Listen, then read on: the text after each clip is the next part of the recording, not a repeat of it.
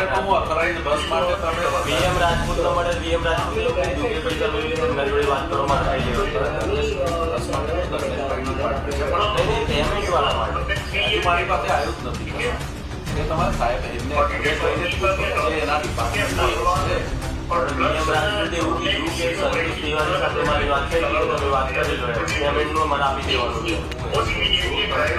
આના ડિપાર્ટમેન્ટના ઓથોરાઇઝ ધર્મેશ રાણા એમને આપણે પેમેન્ટ આપવાનું ઠરાવ તો કર્યો નથી ને આ લોકોએ સભાએ ઠરાવ કરેલો છે સમજો ને હવે તમે યાર ખોટી મગજમારી બહુ થાય. નિવેદન તો આપવા પડે ને મીડિયા વિનય આપવાનું પછી કોણ આપશો?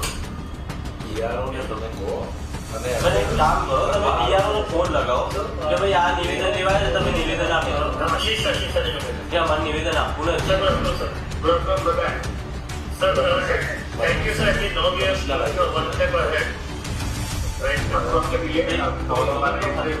ચારો વીસી છે બાકી એક મિનિટ ઉભા રહો, હું બોલું લાગી અભિષેક હા ભાઈ આ બધા મીડિયા અમારી પાસે અપાય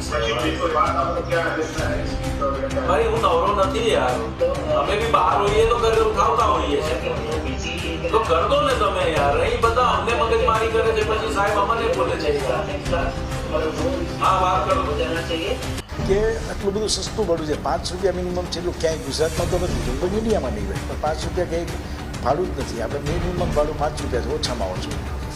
વિદ્યાર્થીને 50% આપીએ છીએ, સિનિયર સિટીઝનને અપંગ બધાને 80% કન્સેશન આપીએ છીએ.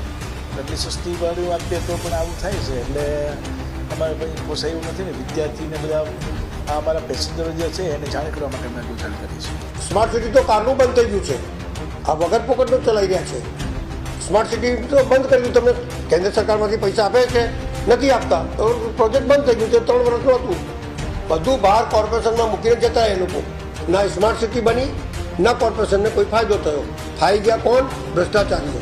એટલે આ કોર્પોરેશનની અંદર પેલા ભાઈ કહે છે કે ભાઈ પૈસા બાકી છે તમે બંધ કરી દીધું તો એના માટે કમિશનરે બધાએ ભેગા મળી અને નવેસરથી વિચાર કરવું જોઈએ કે આપણી આવક બી વધે, નાગરિકોને બી ફાયદો થાય અને સારી સર્વિસ ચાલે એ પ્રમાણેની વ્યવસ્થા કરવી. અમારી તમામ માહિતીથી અપડેટ રહેવા માટે જોડાયેલા રહો S9 ન્યૂઝ સાથે.